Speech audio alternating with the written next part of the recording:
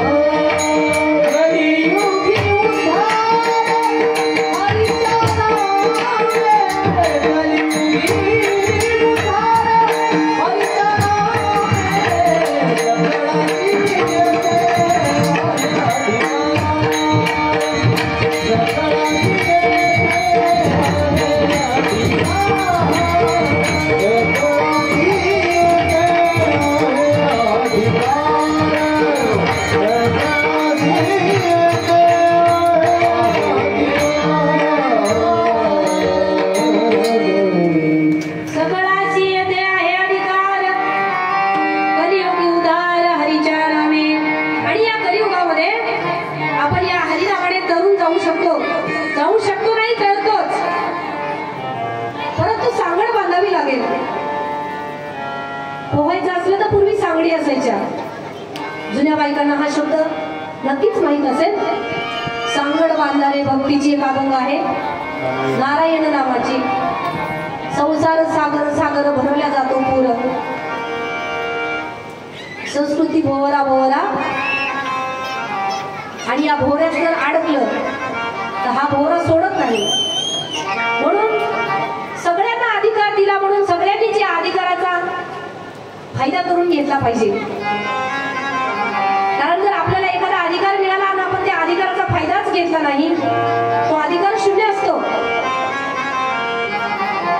म्हणून प्रत्येक हिंदूच्या माणसांनी, इथे जातीला बंधन नाहीये, जाती कोणत्या जन्म घ्यायचा हे आपल्या हातात नाहीये. माणूस कोणत्या जातीत जन्माला आला यालाही महत्व नाहीये, पण त्यांनी जीवनात येऊन जीवनभर काय कर्तव्य केलं आणि कोणाला किती मदत केली, कोणासाठी किती झटला, याला खूप महत्व आहे.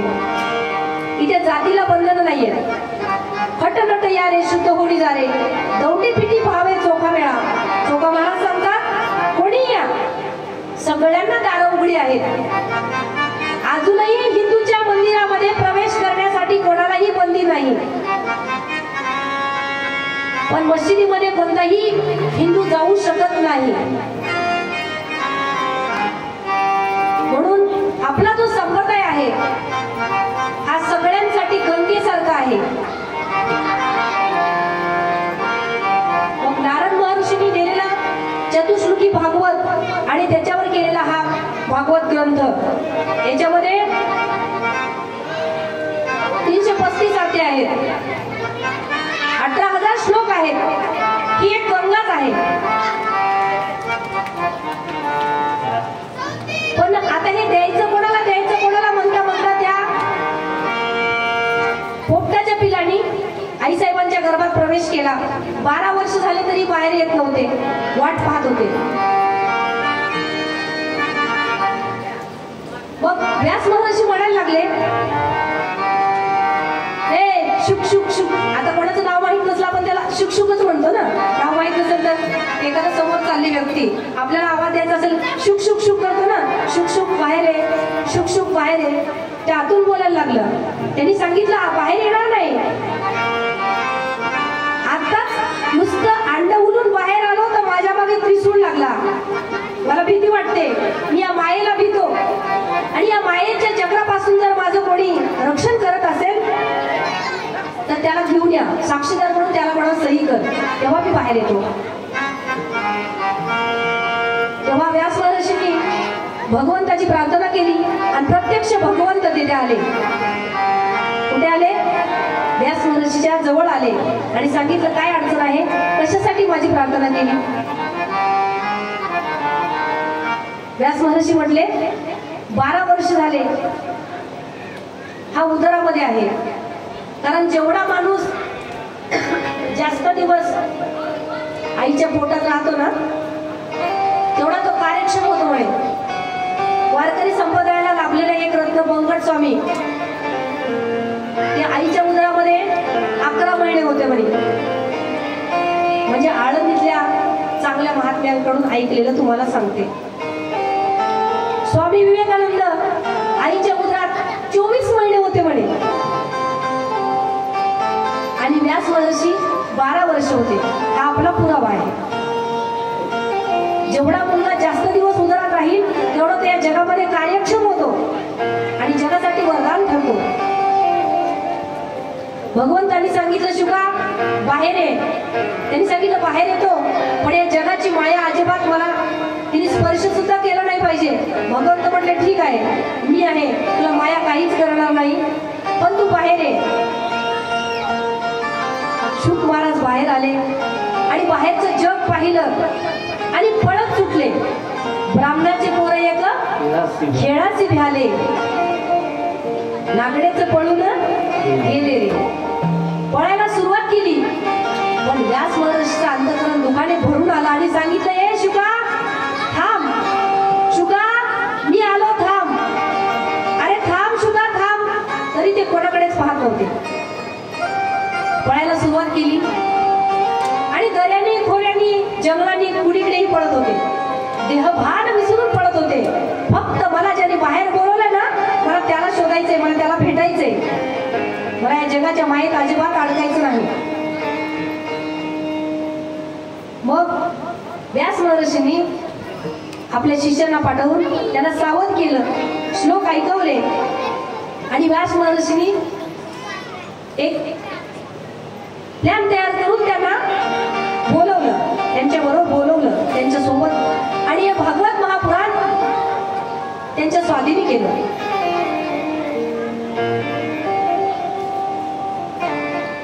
भक्ती ज्ञान वैराग्य हे जर्जर झालेले होते, कारण ह्या कथा मुळापासून सांगायला आपल्याला उशीर झालेला आहे. आणि भक्ती महाराष्ट्र कर्नाटक गुजरात सोडून वृंदावनात गेली आणि तिथे नारद महर्षीची भेट झाली. तेव्हा नारद महर्षीला भक्तीने आवाज दिला, अहो साधू महाराज, हे माझं दुःख आहे आणि ज्ञान आणि वैराग्य हे माझे दोनही मुलं म्हातारे झालेले आहेत. कारण मीही गुजरात मध्ये आल्याच्या नंतर जर्जर म्हातारी झाली होते, परंतु वृंदावनात आल्यावर मला तारुण्य प्राप्त झालं, पण माझे मुलं तरुण झालेच नाही, ते म्हातारेच राहिले. हे तरुण होण्यासाठी काय करावं लागेल? तुम्ही मला काय मदत करू शकता? तेव्हा नारद महर्षींनी भक्ती मातेला सांगितलं की तुम्ही काळजी करू नका, मी यांना शुद्धीवर आणण्यासाठी, तरुण करण्यासाठी काहीतरी प्रयत्न करेन. भगवद्गीतेचा पाठ केला, अनेक सत्संग केले, नामस्मरण केलं, विष्णू सहस्रनाम म्हटलं, पण ते थोडस असं चळवळ करायचे पुन्हा तिथेच पडायचे.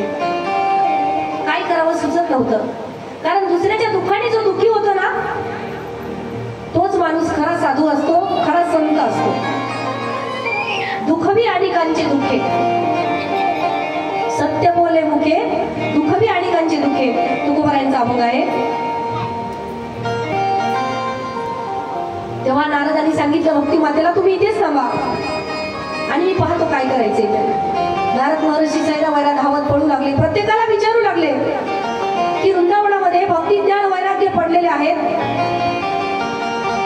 आणि ते जर्जर म्हातारे झालेले आहेत, बेशुद्ध झालेले आहेत, त्यांना शुद्धीवर आणण्यासाठी काय करावं लागेल? बऱ्याच लोकांनी सांगितलं आम्हाला सांगता येणार नाही, कारण आपल्या जर काही अडचणी असल्या तर एखाद्या चांगल्याच माणसाला सांगावे. चांगल्याच माणसाकडून एखादा चांगला पर्याय आपल्याला मिळू शकतो. रडावं कुठे हेही माणसाला कळलं पाहिजे, नाहीतर तुम्ही त्याला रडून रडून सांगायचं आणि तिकडे त्यांनी गावभर फिरून हसून हसून तुमचं नाटक करायचं. हे असं कधी घडू नये, बिलकुल घडू नये. आणि म्हणायचं बाई तुला म्हणून सांगते बरं, कोणाला सांगू नको. पण ती कधीच सांगितल्याशिवाय राहणार नाही, कारण आपल्या स्त्री जातीला एक शाप आहे. काय शाप आहे माहिती आहे का तुम्हाला? सांगते ऐका, माहित असेल तरी सांगते. ज्या वेळेला कुंती मातेला भगवान सूर्यनारायणचा मंत्र जप केल्यावर कर्णाचा जन्म झाला, पण कुंती मातेला असं वाटलं की माझ्या वडिलांना गलवतं लागेल की मी लग्नाच्या अगोदर गर्भवती राहिली आणि मला मुलगा झाला, लोक नावं ठेवतील. भगवान नारायणाच्या मंत्राने झालेला मुलगा हा लोक मान्य करणार नाहीत, म्हणून कुंती मातेने त्या मुलाला एक कोऱ्या टोपल्यात टाकलं, दुर्डी टोपलं काय म्हणताय तुम्ही ते, आणि पाण्यामध्ये सोडून दिलं. जरी सोडले बाळ कुंतीनी जलात, परी राधिकेच्या घरी वाढिले सुखात, कर्णराज म्हणून त्याची कीर्ती अमर आहे, जगी ज्यास कोणी नाही त्यास देव आहे, निराधार आभाळाचा तोची भारच आहे. पाण्यात सोडून दिलं, पण कर्ण महाराजांना काहीही झालं नाही. ते एका कोळ्याला सापडले आणि त्यांचं खूप चांगलं पालन पोषण झालं, मोठे झाले. भगवान नारायणाच्या मंत्राने जन्म झाल्यामुळे भगवान नारायणाने कवच कुंडल दिली, शास्त्रविद्या संपन्न केली. आणि तुम्हाला माहिती आहे महाभारतामध्ये मोठा योद्धा सुद्धा झाले. पण कुंती मातेला खेद होता की आपल्याला 5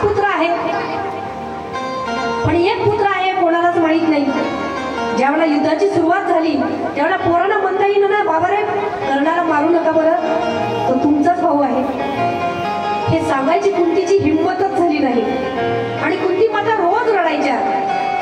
एक दिवस भीमदादा जवळ बसले आणि सांगितलं, आई का रडतेस तू, काय झालं, तुझ्या दुःखाचं कारण सांगशील की नाही. तेव्हा कुंती मातेने सांगितलं, हे बघ धर्मा, सांगण्यासारखं काहीच नाही रे. नाही आई, आम्ही युद्धाला निघालो की तू ताट घेऊन येते ओवाळण्यासाठी, पण तुझा चेहरा पडलेला असतो. आई काय असेल ते मला सांग. आई आई तुला माझी शपथ आहे, आई सांग मला. तेव्हा कुंती माता म्हणाल्या, काय सांगू भीमा तुला, जो तुझ्या बाणाने युद्धामध्ये कोसळलाय ना, त्याचं नाव कर्ण होतं ना, तो तुझा भाऊ होता रे, तुझा भाऊ होता. आणि तो गेल्यापासून मला फक्त तोच दिसतो. तेव्हा भीमाने विचारलं, आई मला ही पूर्ण कहाणी सांगितली पाहिजे, काय झालं होतं, कसं झालं होतं, सांगणार की नाही मला. तेव्हा कुंती मातेने सांगितलं, हे बघ भीमा, भगवान नारायणाची उपासना केली आणि त्या मंत्रापासून मला कर्णाची उत्पत्ती झाली. परंतु कुंतीबोध राजाला माझ्या वडिलांना कोणी नावं ठेवू नाही म्हणून मी त्याला पाण्यात सोडून दिलं रे. मला वाटलं तो मरेल, पण तो मेलाच नाही. कारण भगवंतानी ज्याचं रक्षण केलं ना, देव राखील तया मारील कोण. त्यांनी रक्षण केलं, कोणी मारू शकत नाही, कोणीही मारू शकत नाही. म्हणून भीमदादाच्याही डोळ्याला पाणी आलं. भीमदादानेही आपल्या आईच्या खांद्यावर डोकं ठेवलं आणि रडायला सुरुवात केली. आई हे जर तू अगोदर सांगितलं असतं ना, तर आम्ही काही करून आमच्या भावाला वाचवण्याचा प्रयत्न केला असता. लोक म्हणतात की रक्ताची नाते काम करत नाही, पण असंही होत नाही, कधी अजिबात होत नाही. कधी ना कधीतरी आपल्याचा आपल्याला कळवळा येतो, नक्की येतो. भीमदादा म्हटलं, आई आम्ही या युद्धामध्ये विजयी झालो ना, आम्ही पराभव स्वीकारला असता का आई, पण हे जर तू अगोदर सांगितलं असतं तर. भीमदादा रागाने लाल झाले आणि सांगितलं, आई हे बघ, एवढी मोठी गोष्ट तू आमच्यापासून लपून ठेवली ना, तर आजपासून या स्त्री जातीला मी शाप देतो की यांच्या पोटात कोणतीही गोष्ट राहणार नाही. कोणी सांगितली की 5 मिनिटात यांनी कोणाला तरी जाऊन सांगावी. म्हणून हा भीमाने दिलेला शाप आहे स्त्री जातीला. आणि म्हणून आपल्याला कोणीही काही सांगितलं की आपल्या पोटात राहत नाही. कोणाला तरी आपण ती गोष्ट सांगतो. माणसाला कितीही मानहानी झाली, माणसाला किती जरी दुःख झालं, तर माणसं कोणतीही गोष्ट कोणाला सांगत नाही. किमान आपल्या अश्रूवर नियंत्रण तरी करतात, अश्रू बाहेर येऊ देत नाही. परंतु स्त्रियांना रडूही आवडत नाही आणि गोष्टही पोटामध्ये राहत नाही. तसं भक्ती, ज्ञान, वैराग्य तरुण होण्यासाठी नारद महर्षी इकडे तिकडे पडत होते, कोणालाही विचारत होते, पण कोणीही सांगत नव्हतं. गोष्ट कोणाला सांगावी, दुःख कोणाला सांगावी, इथून आपण बाजूला गेलो होतो. ऐकणारा सुद्धा योग्य असावा, त्यांनी आपल्या दुःखाचं निवारण केलं पाहिजे. जय जय श्री राधे, जय जय श्री राधे, जय जय श्री राधे श्याम.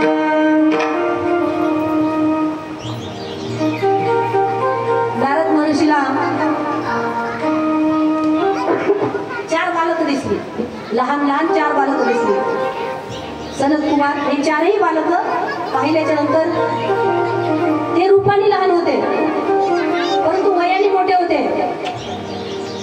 रूपाने लहान होते, अनुभवी होते. आणि नारद महर्षी त्यांच्या जवळ गेले आणि विचारलं की साधो, भक्ती, ज्ञान, वैराग्यांची अशी अवस्था झालेली आहे, त्याच्यासाठी काय करावं लागेल. तेव्हा त्यांनी सांगितलं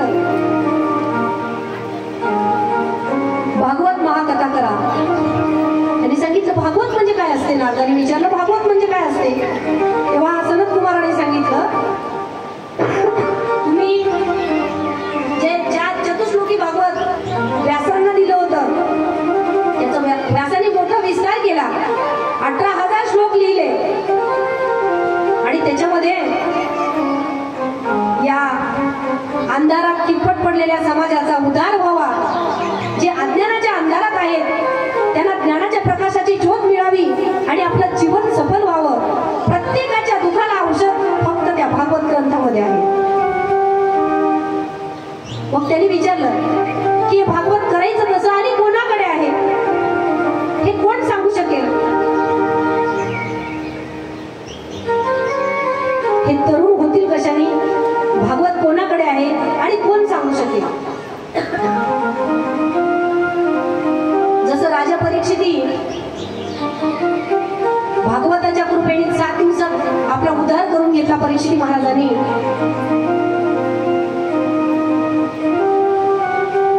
हे भागवत खूप महान आहे. ज्या वेळेला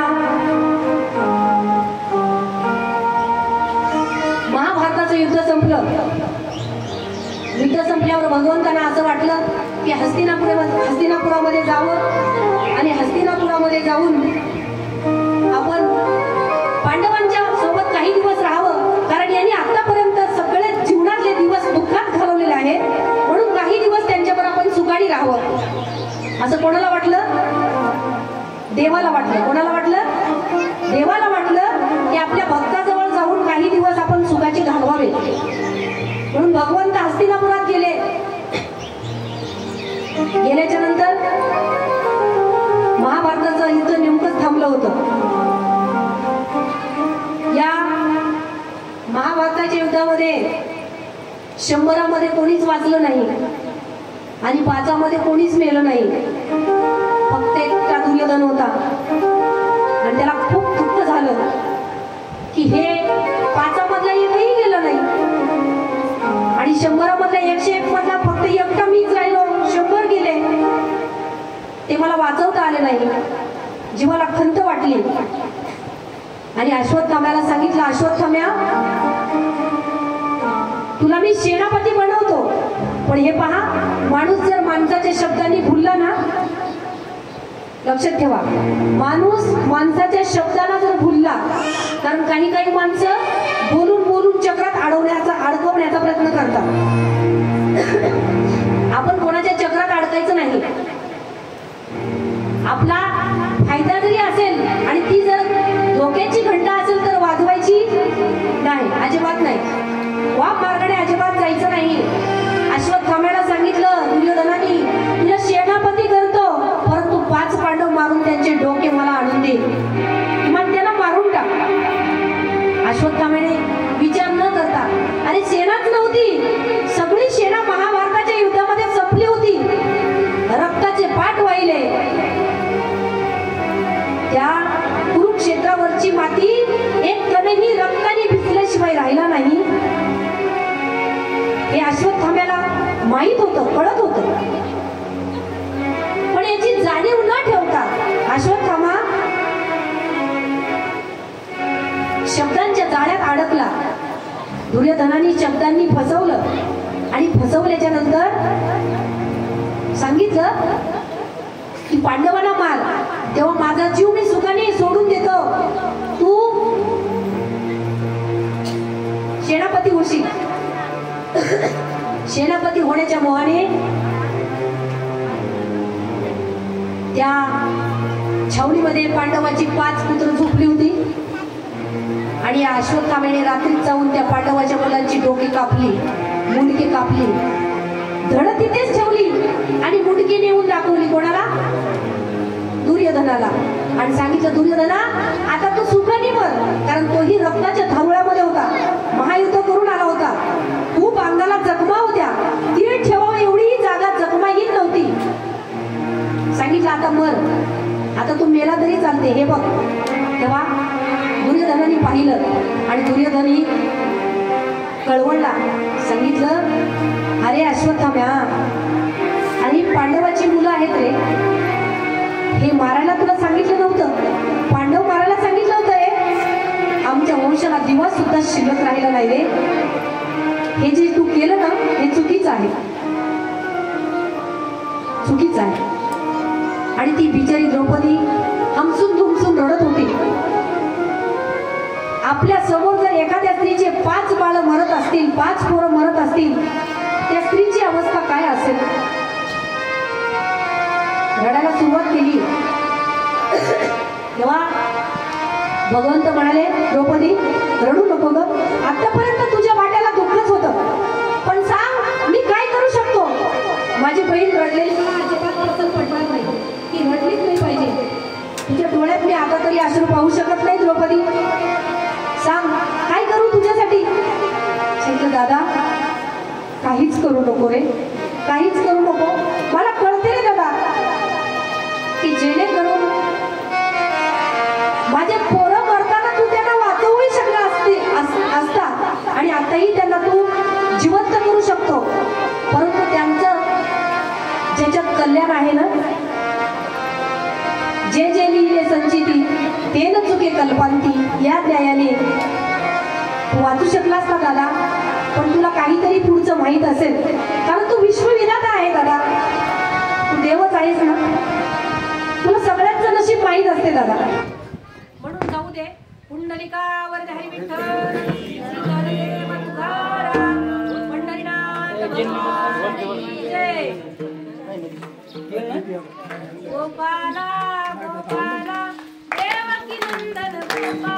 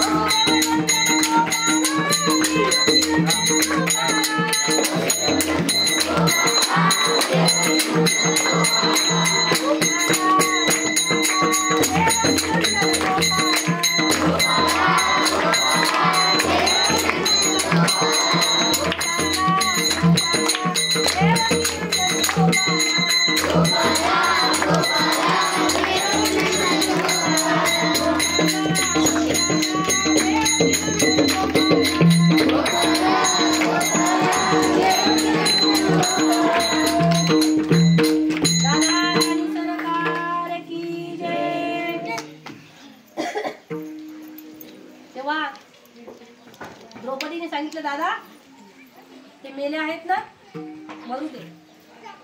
परंतु अर्जुनाला दम निघाला नाही. क्रोध अग्नी भडकला.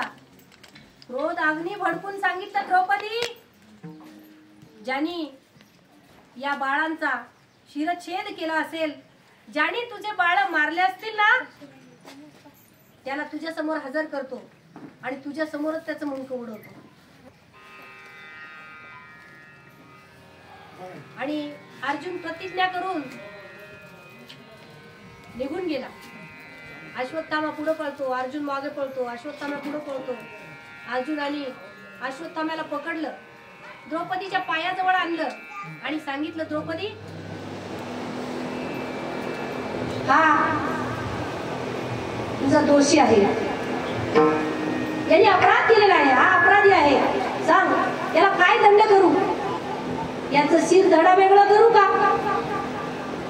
द्रौपदीने सांगितलं असं करू नका, त्याला मारू नका.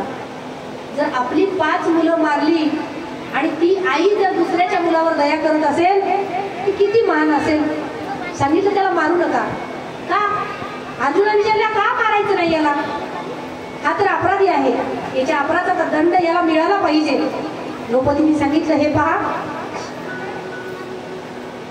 उपाचार्य तुमचे गुरु आहेत आणि त्यांची पत्नी रूपी माझे मुलं मेल्यावर जसं मला दुःख झालं तसं तुमच्या गुरुआईला दुःख होऊ नये, म्हणून याला मारू नका, याला सोडून द्या. किती दया असेल त्या माऊलीकडे. मग काय करायचं, भगवंत म्हटले त्याच्या मस्तकावरचा मणी काढ. अर्जुनाला सांगितलं आणि त्याला हाकलून दे, कारण अश्वत्थामा चिरंजीवी आहे, चंद्र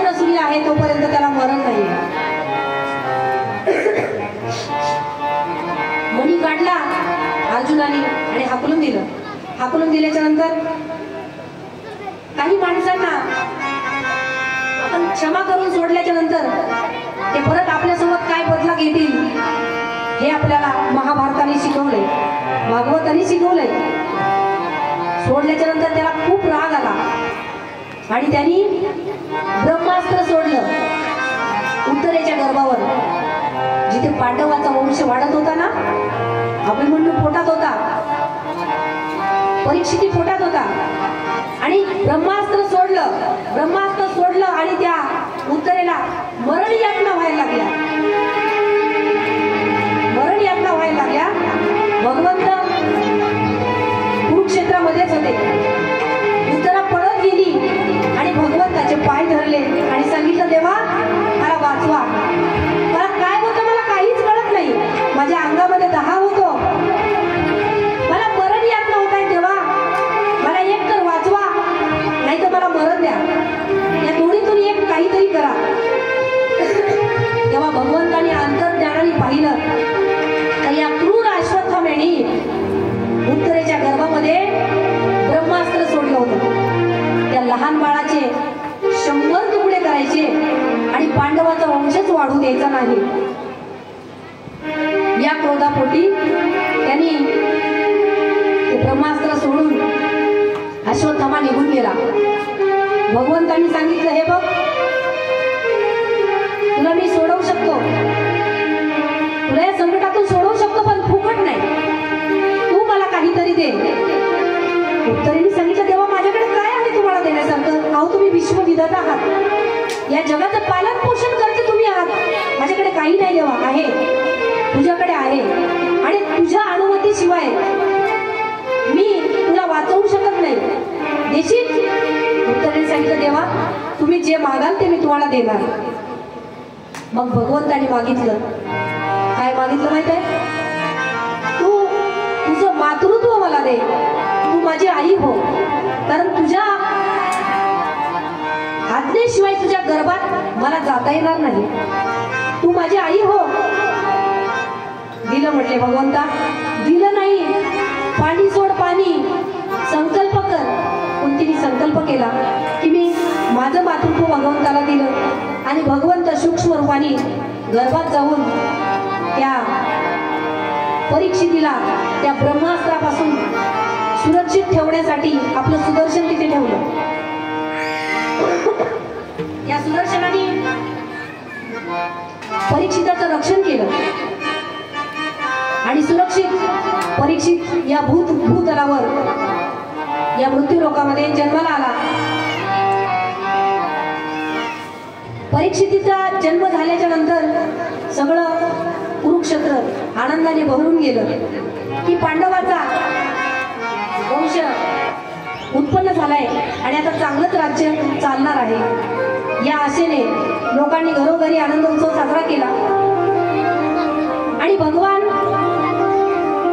द्वारकेला जायला निघाले. भगवान अर्जुनाला घेऊन द्वारकेला गेले. धर्मराज्य राज्य करीत होता, परंतु अर्जुन बराच काळ द्वारकेला राहून ज्यावेळेला भगवंताचं स्वधामगमन झालं, भगवंत निजधामाला गेले, त्याला अर्जुन दुःखी होऊन परतला. इकडे धर्मालाही अपशकुन व्हायला लागले. काय झालं असेल. अर्जुन परतला. अर्जुनाला विचारलं, अर्जुन काहीच बोलत नव्हता. अर्जुनाने सांगितलं त्या पाचही पांडवांना मोठं दुःख झालं आणि सगळ्यांनी ठरवलं भगवंत निजधामाला गेले म्हटल्यावर आपल्याला राहायचं नाही. त्यांनीही स्वर्गरोहणाचा निर्णय घेतला. परीक्षितीचा विवाह करून हे राज्य परीक्षितीच्या स्वाधीन केलं आणि सगळ्या पांडवांनी कुंती मातेसह द्रौपदी मातेसह स्वर्गाला निघून गेले. पुंडलिकावर हरी विठ्ठल, ज्ञानदेव तुकाराम, पंढरीनाथ भगवान की जय. राधे राधे राधे राधे म्हणा, राधे राधे राधे श्याम. निघून गेल्याच्या नंतर परीक्षिताचं राज्य चालू झालं, चांगलं राज्य चालू झालं. परीक्षित चांगलं राज्य करत होता. त्या राज्यामध्ये कोणाला काही कमी नव्हतं.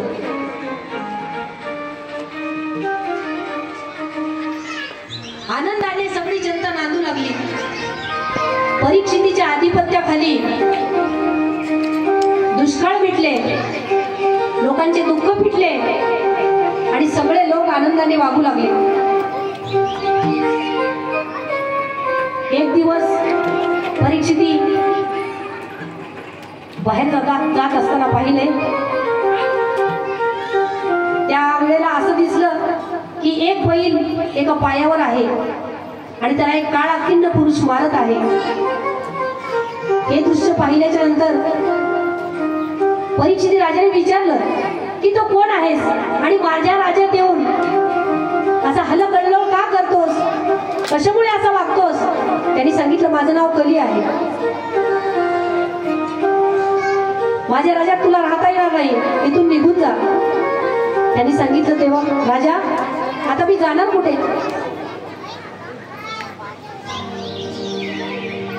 मला तर असं वाटायचं पहिल्यांदा मी जेव्हा वाचलं ना, पहिल्यांदा जेव्हा भागवत वाचलं ना, तेव्हा असं वाटायचं की परीक्षितीने कलीच मारून टाकला असता तर लोकांची ही दुर्दशा झालीच नसती. आणि माझ्या आईला म्हणायची आई का बरं कलीला मारलं नसेल, मारून टाकायचं ना. आणि परीक्षितीमध्ये तेवढी ताकद सामर्थ्य होतं कलीला मारणे एवढं. आई म्हणायची याचं उत्तर मी तुला देणार नाही, तो अभ्यास कर, तुला त्याच्यातूनच मिळेल. पण आपला धर्म सांगतो असं नसतं. हिंदू धर्मामध्ये जर शरण आलं तर मरण देता येत नाही. तो कितीही दुष्ट असेल, जर त्यांनी शरणागती पत्करली ना तर त्याला मारता येत नाही, त्याला क्षमाच करावी लागते. असे आपले ग्रंथ, संत, तीर्थव्रत, शास्त्र हेच सांगतात. आपल्या हिंदू धर्मामध्ये जर शरण आला तर त्याला शरणागती द्यावीच लागते. दिली शरणागती, 4 ठिकाणी जागा दिली. त्यांनी सांगितले तुच्छ जागा मला नको. मग सुवर्णाच्या ठिकाणी जागा मागितली आणि परीक्षितांनी दिली, कारण त्यांच्या ठिकाणी तेवढं ऐश्वर्य होतं, औदार्य संपन्न होते ते. आणि कलीने विचार केला याच्यातूनच यांच्या घरात शिरता येईल, म्हणून सोन्यामध्ये जागा मागितली. राजा परीक्षिती शिकारीला जाताना युद्धामध्ये मिळालेला जरासंधाचा टोप घातला, त्याच्यामध्ये कलीने प्रवेश केला. तो टोप घातल्याच्या नंतर शिकारीला गेला. शिकारीला गेल्यानंतर सैन्य घेऊन गेला. आता लोक म्हणतील पांडवाचा वंश आणि शिकारीला गेलाच कसा? शिकारीला जाणे म्हणजे हिंसा करणे नव्हे. आता जसं मिलिटरीच्या लोकांना नियम शिकवतात, एखाद्या डोंगरात वगैरे जाऊन गोळ्या मारायला लावतात, नियम शिकवतात. तसा नियम होता, जर एखाद्या राज्याने एखाद्या परकीय राज्याने आपल्या राज्यावर जर चाल केली, युद्धासाठी पुकारलं, तर त्या राजाला नियम असावा, त्याने प्रॅक्टिस केलेली असावी. म्हणून एका हिंस्त्र पशुच्या मागं पळत पळत पळत पळत परीक्षिती बरेच लांब गेले आणि सैन्य एका बाजूला राहिलं. सैन्य आणि उशीर झाला, संध्याकाळची वेळ झाली. सैन्य हरवलं. त्या अरण्यामध्ये खूप तहान लागली. तिथे एक नदी होती, त्या नदीचं नाव होतं कौशिकी.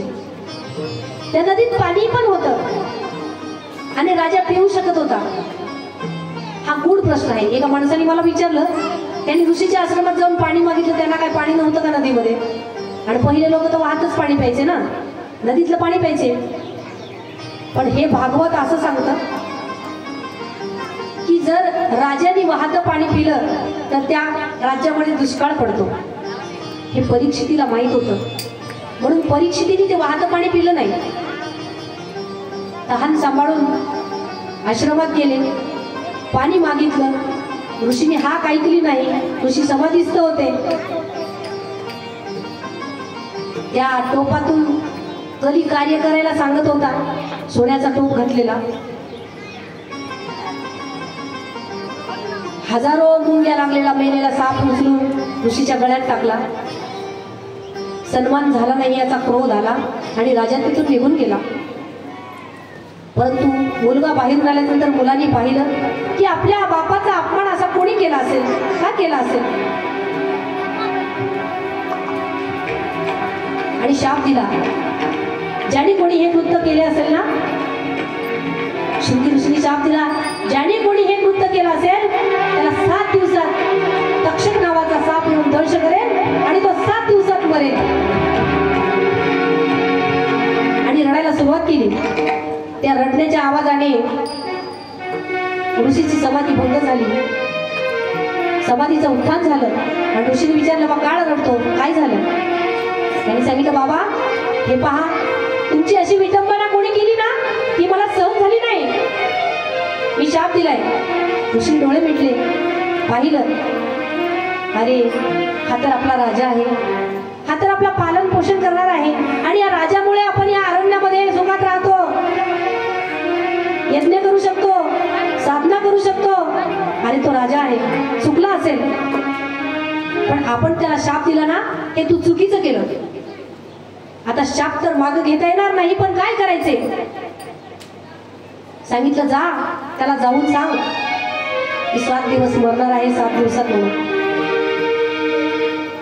तेव्हा शृंगी ऋषीने जाऊन सांगितलं, ओ महाराज, तुम्ही 7 दिवसात मरणार आहात.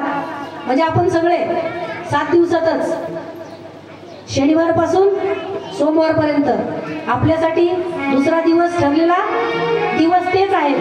त्याच्यात एका दिवसात आपल्याला मरण येणार आहे. आपण सगळेच परीक्षित आहोत. आपल्याला ही 1 दिवस मरण येणारच आहे आणि कोणत्या तरी दिवशी येणारच आहे. 7 दिवसात 1 दिवस ठरलेलाच आहे. इकडे भागवत कथा चालू झाली. शौनक ऋषींनी भागवत कथा प्रारंभ केला आणि कथा ऐकायला सुरुवात केली. सूत महर्षी सांगत होते. सूतांनी कथेला सुरुवात केली, कथा सांगितली. नारद महर्षी, सनकादिक, शुक, शौनक, गंगा, पूर्ण आपल्या भारतातल्या पूर्ण नद्या, पर्वत, डोंगर, ऋषी, मुनी सगळे त्या कथेला हजर होते. कथेला सुरुवात झाली की ज्ञान वैराग्य उठून बसले. त्यांना तारुण्य प्राप्त झालं. कथा अर्धी झाल्यावर ते उठून उभे राहिले. कथेच्या शेवटी तर पळायला लागले आणि त्यांना ज्ञान वैराग्य आणि भक्तींना तत्पर करून, जागृत करून, त्यांना तारुण्य देऊन या कथेनं आपल्या संप्रदायाला मोठं योगदान दिलेलं आहे. कारण भक्ती, ज्ञान आणि वैराग्य जर जीवनात नसेल तर जीवन शून्य आहे. जिथे माणसाच्या जीवनामध्ये भक्ती, ज्ञान, वैराग्य नसेल आणि नुसतं ज्ञानही असेल तर अहंकार येतो. ज्ञान पाहिजे, त्याला प्रेमाची जोड पाहिजे आणि त्याच्यावर भक्ती सुद्धा ही भक्त पण पाहिजे. भक्ती प्रेमाविण भक्ति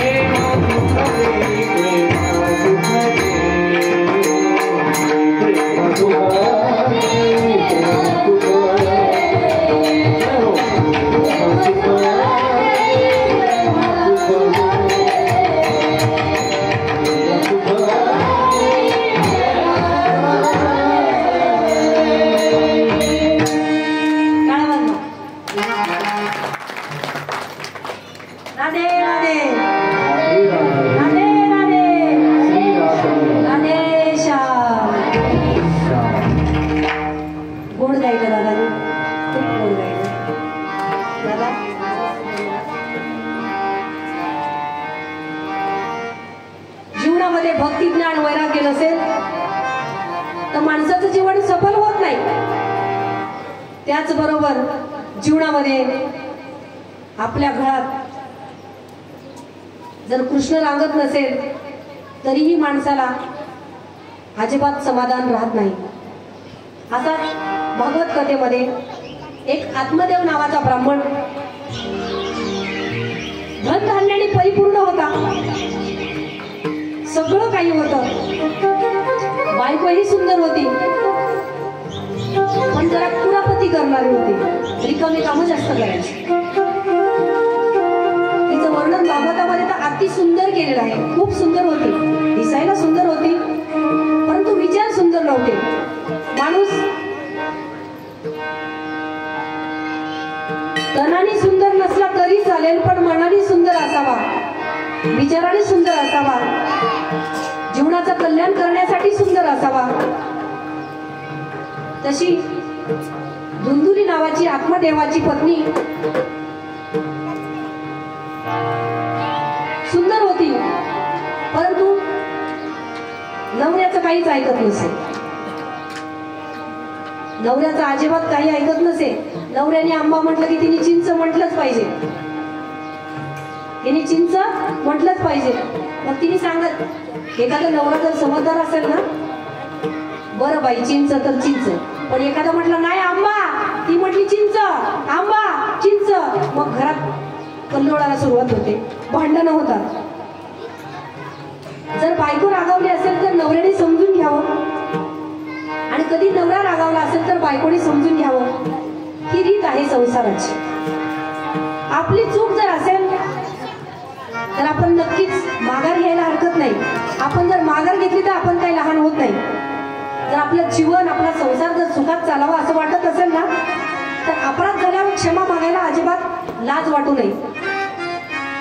बिलकुल नाही. कमीपणा अजिबात बाळगू नये.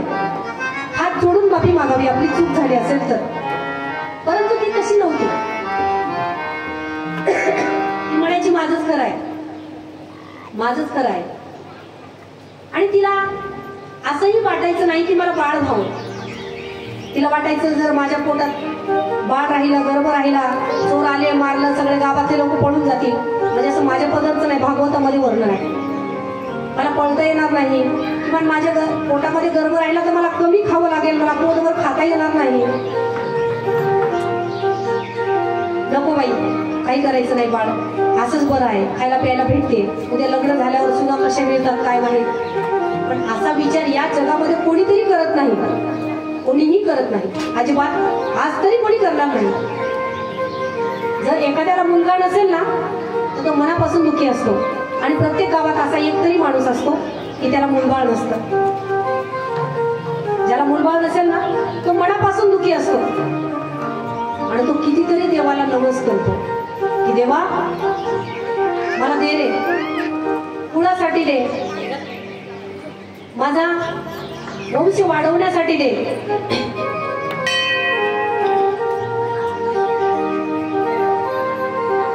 नवस करून मागतात. तो पुढे कसाही निघो.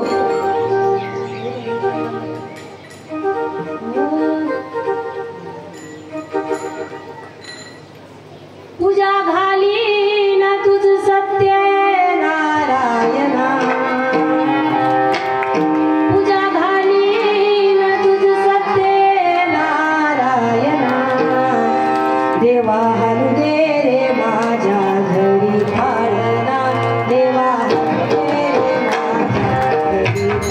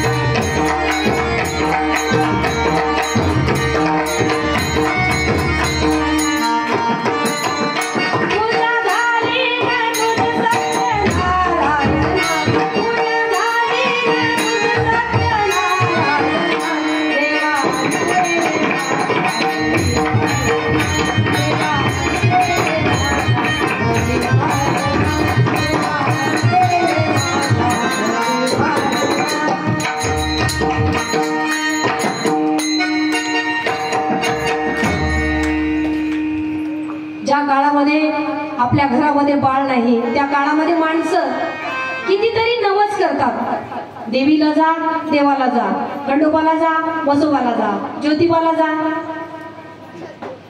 आणि जर नवसानी झालं ना तर त्याला 36 गुण असतात. मायबापाला लगेच कमरेत लाथ घालून बाहेर हाकलून येतात. पण त्याला आता पण गोड वाटतात. कारण हा सृष्टीचा नियम आहे की वंशाला दिवा असावा, वंश परंपरा वाढावी.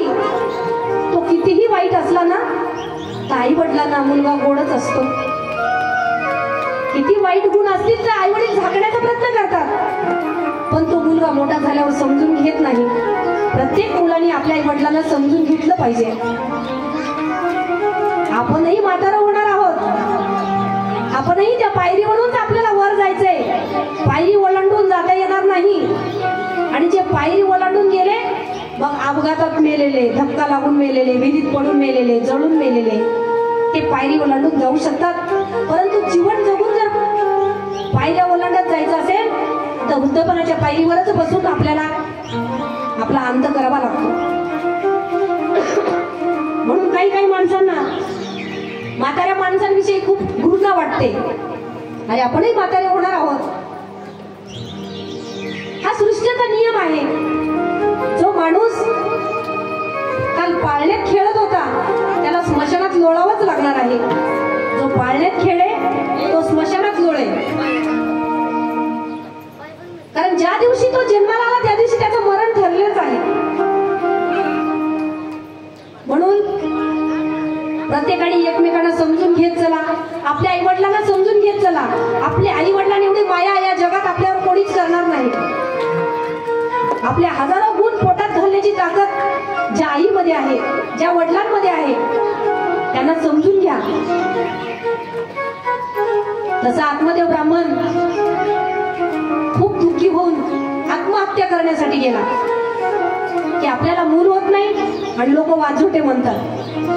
लोकांना काही कामच नसतात. लोक बोलल्याशिवाय कोणाला सोडत नाही. चांगल्यालाही बोलतात आणि वाईटालाही बोलतात. पण आपण नेमकं काय करायचं? आपला मार्ग शोधण्यासाठी आपल्याला भगवंतांनी स्वातंत्र्य दिले. आत्मदेव ब्राह्मण अरण्यात गेला आणि ठरवलं आता आत्महत्या करायची.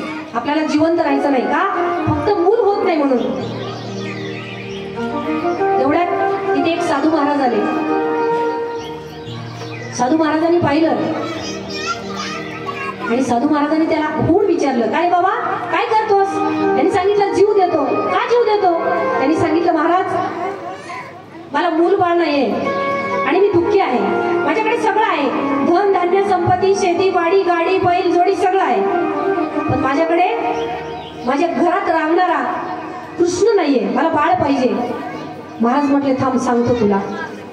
महाराजांनी डोळे बंद केले, अंतर्ज्ञानाने पाहिलं आणि महाराज म्हटले हे पहा तुला 7 जन्म तुला बाळ होणार नाही.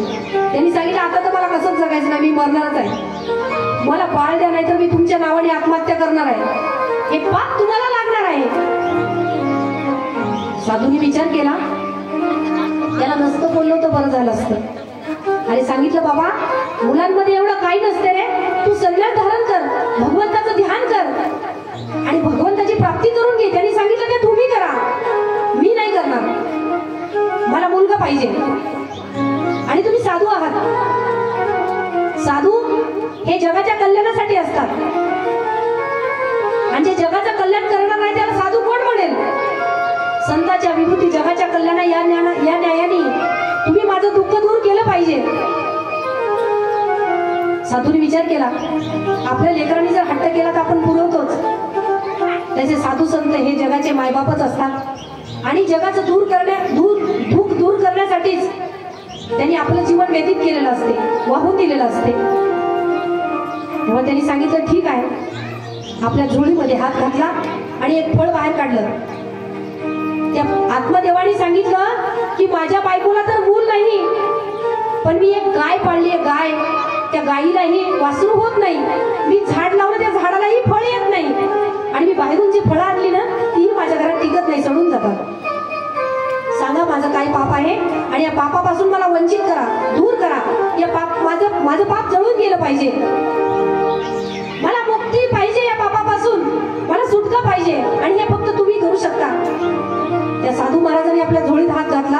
एक फळ काढलं आणि आत्मदेव ब्राह्मणाच्या हातात दिलं आणि सांगितलं, जा हे फळ तुझ्या बायकोला खायला सांग, तुला पुत्र प्राप्ती होईल. आनंद झाला. आनंद विभोर होऊन पळतच सुटला, घरी गेला आणि आपल्या बायकोकडे ते फळ खायला दिलं आणि सांगितलं, दुंदुली हे फळ खा, आपल्याला बाळ होणार आहे. अहो पण हे कोणी दिलंय? अगं एक साधू भेटले होते आणि त्यांनी दिलं. साधू आणि फळ? महाराज, साधूनी फळ देऊन जर लग्न लेकरं झाले असते तर लग्न करायचं कामच नव्हतं, असं कसं होईल? हे बघ दुंदुली, देवावर विश्वास ठेव. साधू महाराज खूप तपस्वी होते, माझ्यावर विश्वास आहे ना तुझा? त्यांनी सांगितलं आहे. मग हे फळ खाऊन घे. मग त्या बाईनी खावंच की नाही? आपल्या एक मन आहे, मराठीत मन आहे की 12 बायांना 12 बुद्धी असतात म्हणून. जे कोणी सांगेल तेच ऐकायचं. माणसं कोणाचं ऐकत नाही बरं का. त्यांचा ठाम निश्चय असतो, ते आपल्या निश्चयावर ठाम असतात, पर्वतासारखे. जसे पर्वत ठाम आहेत, पर्वताने जर जागा सोडली ना तर या जगात एकही जीव जिवंत राहणार नाही, सगळा चुराडा करून टाकणार. तसे माणसं पर्वतासारखे निश्चयावर आरूढ असतात.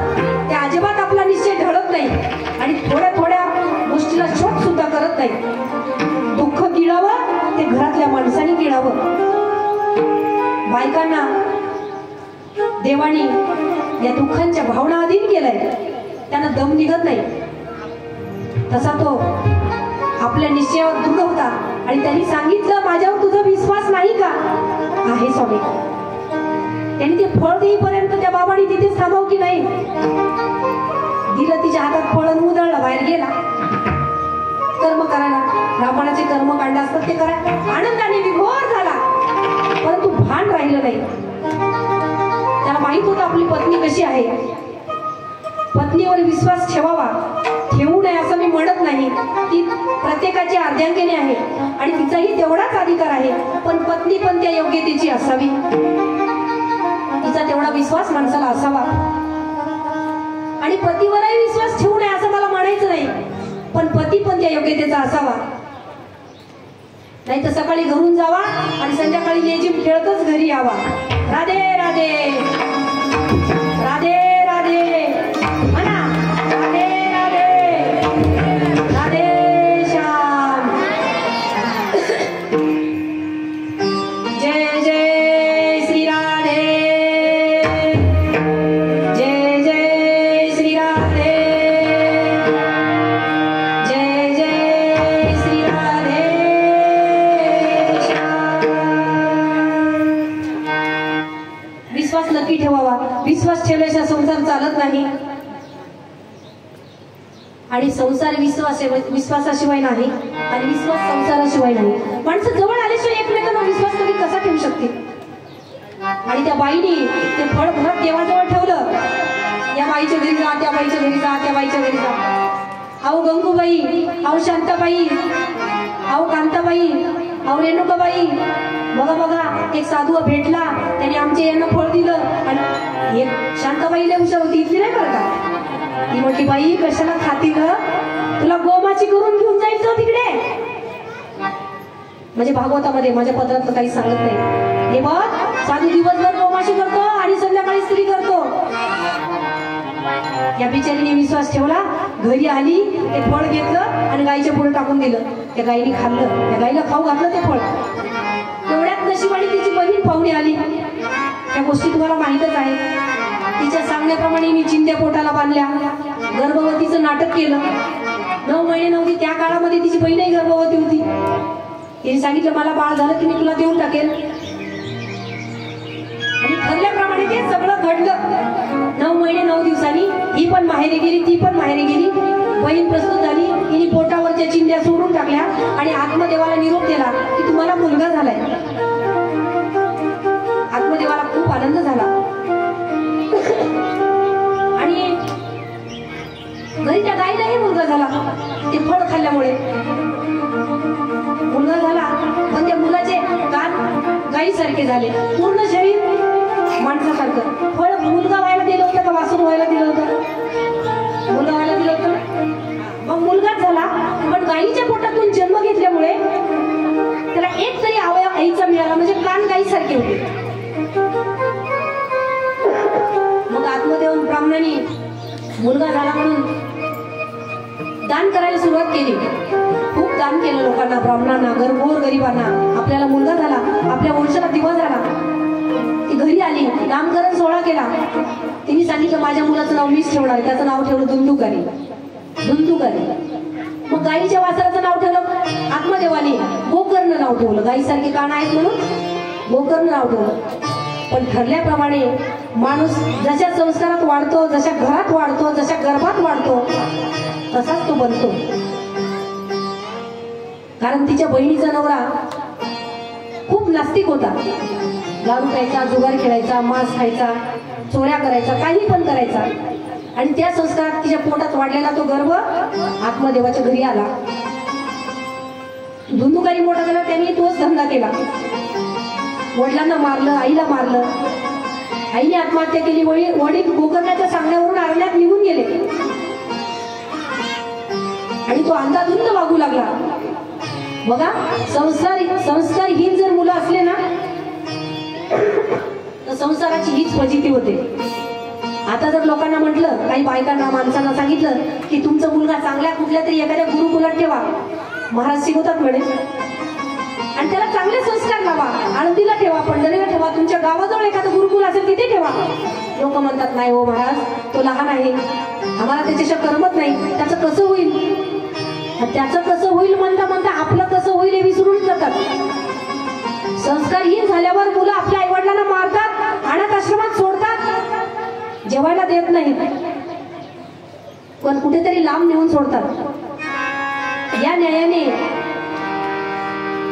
या संस्कारात वाढलेला तो धुंदुकारी यांनी तेच केलं. आयुष्यात पैसा कमवायचा नाही, धन कमवायचं नाही. धन किती जरी कमवलं पण धन टिकवण्या योग्यतेची जर संतान नसेल, धन कमवण्या योग्यतेची जर संतान नसेल टिकवण्याची, त्याच्याकडे क्षमता नसेल, त्याला संस्कार दिले नसतील, तर ते धन तुमचं ते एका ना अर्ध्या वर्षातच खलास करून टाकते आणि तुमच्या पाठीमाग लागते पुन्हा. हा माझ्या जवळचा अनुभव आहे की जेणेकरून आपण मुलांना संस्कार दिला ना, धन कमवण्याची क्षमता त्यांच्यामध्ये तुम्ही करून द्या, आणून द्या. धन कमवायच्या पाठीमागे लागू नका. मुलं झाल्याच्या नंतर त्यांचं शिक्षण आणि त्यांचे संस्कार एवढंच करा. कमवायच्या मागे लागू नका. त्यांना कमवून असं सक्षम करा, त्यांनी कमवलं पाहिजे. तुम्ही कमवलेलं तर ठेवणार नाही संस्कारी नसेल तर. या धुंदुकारीच्या न्यायाने तुळी कन्या पुत्र होती ते साधी, तुळी कन्या पुत्र होती ते साधी, तुळी कन्या पुत्र होती ते साधी, तुळी कन्या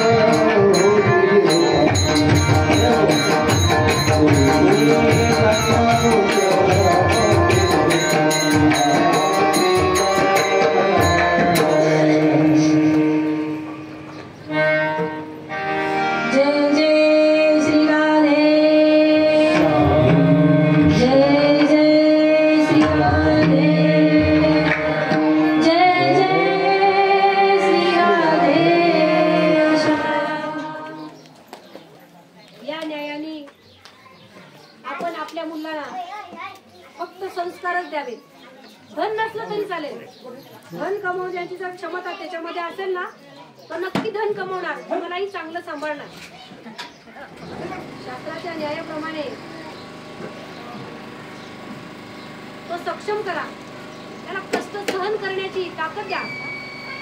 त्याला सांगा जीवनामध्ये दुःख होतच असते, दुःखाशिवाय जीवन नसते. आणि दुःखी जीवनाला जर मार्ग सापडवायचा असेल तर संताशिवाय, ग्रंथाशिवाय, धर्माशिवाय आणि कर्माशिवाय पर्याय नाही. तुम्ही किती जरी म्हटलात की मी हे मानत नाही, पण कधीतरी एक दिवस मानावा लागते. आणि ते जेव्हा आपण मानतो ना तेव्हाच आपली वेळ निघून गेलेली असते. त्या काळात काहीच करता येत नाही, रडण्याशिवाय दुसरा पर्याय उरत नाही. म्हणून आता थोडंसं दुःख वाटलं तर वाटू द्या, मुलं थोडे लांब राहू द्या, काही होत नाही त्यांना. अरे देव तारी त्याला कोण मारी. देवाचं राखण असलं ना तर तो कुठेच दगडावर आपटलं तरी मरणार नाही. आणि जर त्याची नजर नसेल ना तर तो काचाच्या पिंजऱ्यात ठेवला तरी जगणार नाही. त्याचं जिथपर्यंत आयुष्य असेल तिथपर्यंत त्याच्या केसालाही कोणी धक्का लावू शकत नाही. राहू द्या बाहेर, शिकू द्या त्यांना, चांगलं होऊ द्या त्यांना. तुम्ही जर आपला एक मुलगा धर्मासाठी आणि एक मुलगा या भारत मातेच्या रक्षणासाठी दिला ना तर या जगात कोणताच अमीर माणूस तुमची बरोबरी करू शकत नाही. टाळ्या वाजवा. करू शकतो? एक मुलगा धर्मरक्षणासाठी, देशाच्या रक्षणासाठी असावा, एक या भारत मातेच्या रक्षणासाठी आणि एक धर्मरक्षणासाठी. असे दोन जर वीर आणि शूर जर तुम्ही तयार केलेत ना तर जगात तुम्हाला कोणाला, देव सुद्धा तुम्हाला हरवू शकत नाही. हो, देवाची ताकद नाही तुम्हाला हरवण्याची. कारण या भारत मातेचं रक्षण करणारे जर शूरवीर नसतील तर आपल्याला असं बसून एका ठिकाणी कोणी बसू देणार नाही. आपल्यावर हल्ला करतील लोक बाहेरचे, कापून टाकतील आपल्याला, रक्ताचा सडा होईल, रक्ताचे पाठ वाहतील, आपलं काहीही शिल्लक राहणार नाही. ते तिकडे सीमेवर डोळ्यात तेल घालून जागतात, शत्रूंच्या पुढे शिना उंच करून छातीवर गोळ्या घेतात. म्हणून आज आपण इथे शांततेने बसू शकतो, आनंदाने सत्संग करू शकतो, मंदिरात जाऊ शकतो, देवाचं दर्शन घेऊ शकतो, आपल्याला वाटेल तिथे जाऊ शकतो. ही त्या सीमेवरच्या जवानांची कृपा आहे आपल्यावर. जेणेकरून ते नसतील तर देशाची सुरक्षा होणार नाही. आणि जे लोक घरदार सोडून, संसार सोडून संन्यास घेतात, आपले घर सोडून लांब राहतात, आपल्या दारावर जर एखादा भिक्षुक आला तर त्याला अर्धी भाकरी द्या. म्हणू नका तुला काम करायचा रोग आलाय का म्हणून, अजिबात म्हणू नका. हे पहा, भीक मागून खाणंही एवढं सोपं नाहीये. माझे बाबा लहानपणी म्हणायचे मला, अगोदर शिक आणि मग माग भीक. मी रडायची, आई बाबा असे का ग म्हणतात. आई म्हणायची त्यांनाच विचार. भीक मागायचं सुद्धा शिकावं लागतं. लक्षात ठेवा की माणसावर कोणताही प्रसंग आला तर त्या प्रसंगातून त्याला सहज तो प्रसंग सारून त्याला त्याच्यातून बाहेर निघता आलं पाहिजे. दुःखाचा असो किंवा सुखाचा असो. माणसाकडे ऐश्वर्य आलं ना तरी पण माणसं उन्मत्त होतात, त्याच्यामध्ये तो उन्मत्त झाला नाही पाहिजे. आणि दुःख आलं तरी आत्महत्येच्या दिशेने वळला नाही पाहिजे. त्याला त्याच्यातूनच सावरण्याची ताकद द्या. द्या धर्मासाठी एक द्या आणि कर्मासाठी एक द्या. कर्म म्हणजे भारत मातेच्या रक्षणासाठी द्या. मला ज्यांच्याकडे राहिला प्रदीप दादांनी सांगितलं ते दादा पण मिलिटरीमध्ये आहे म्हणे.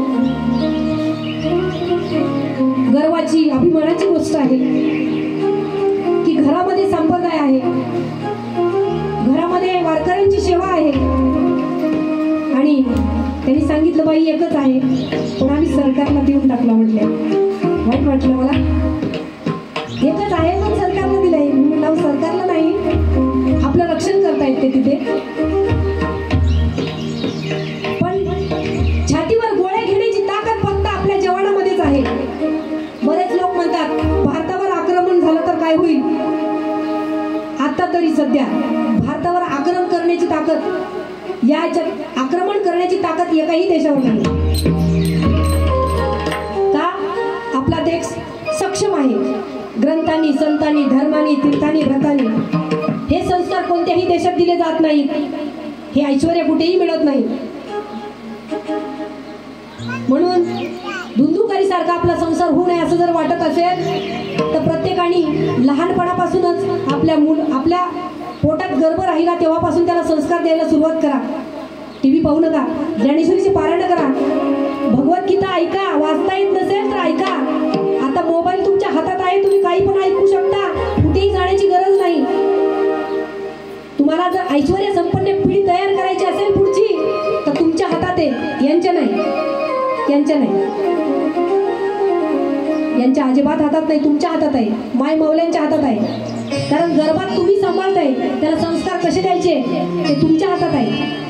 म्हणून आपल्या जीवनाचा धुंदुकारी होऊ नये असं वाटत असेल तर नक्की संस्कार द्या.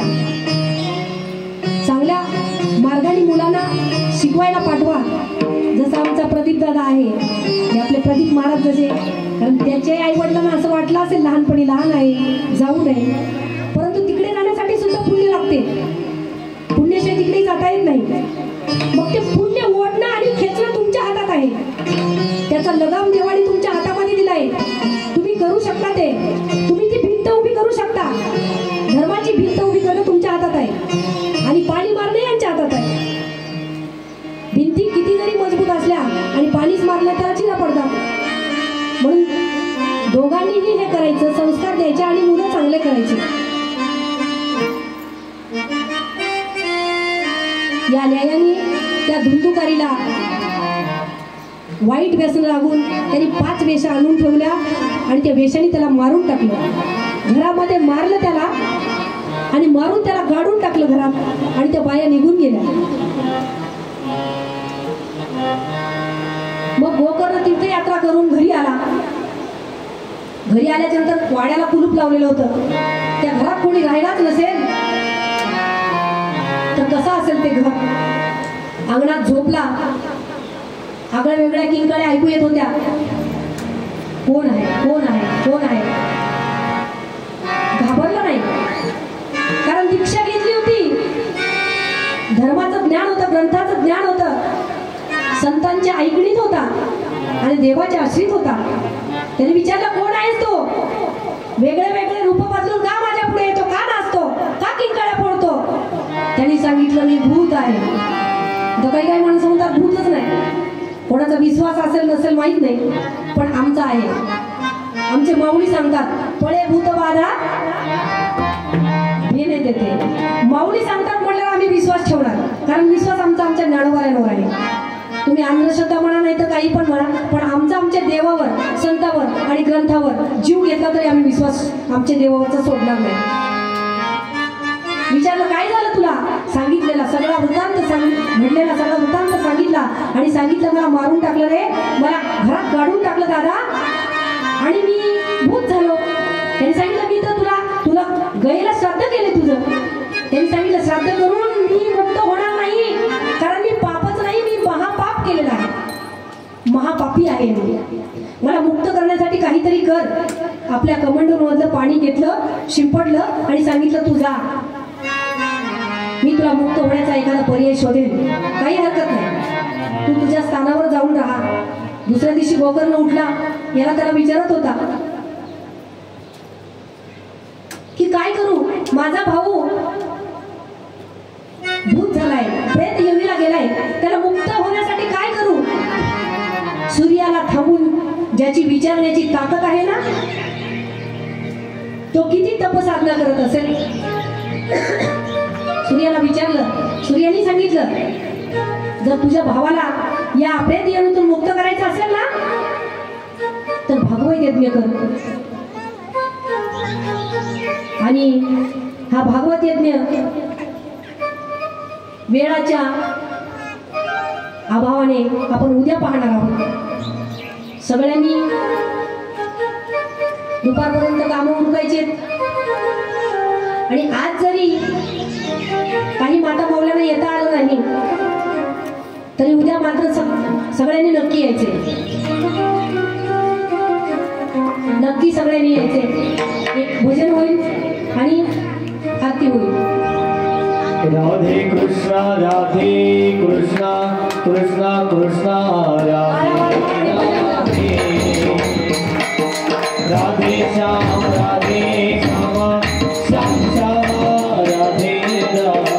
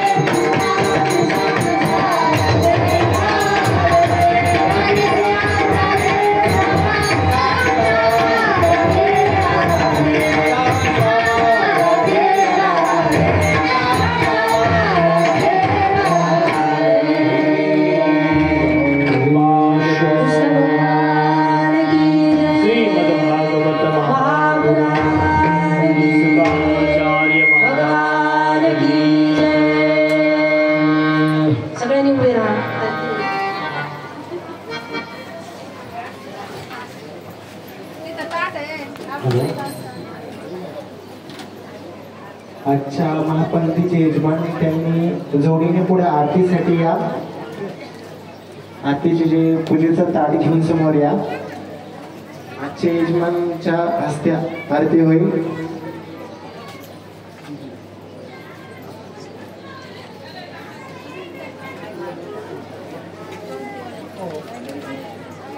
यजमान सगळेच आहेत, या गावातील सगळेच यजमान आहेत. सगळ्यांनी आरती घ्या, सगळ्यांनी, कारण ज्यांची पंगत आहे त्यांनी व्यासपीठाजवळ आरती उतरायची आणि बाकी सगळ्यांनी आरती आपल्या आपल्या हातात घेऊन आरती ओवाळायची.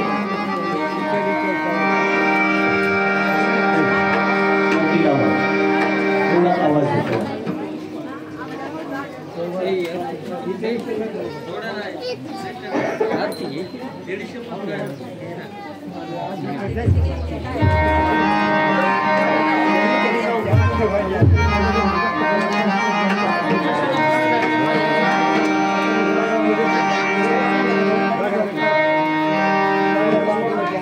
जय श्री भागवता आरती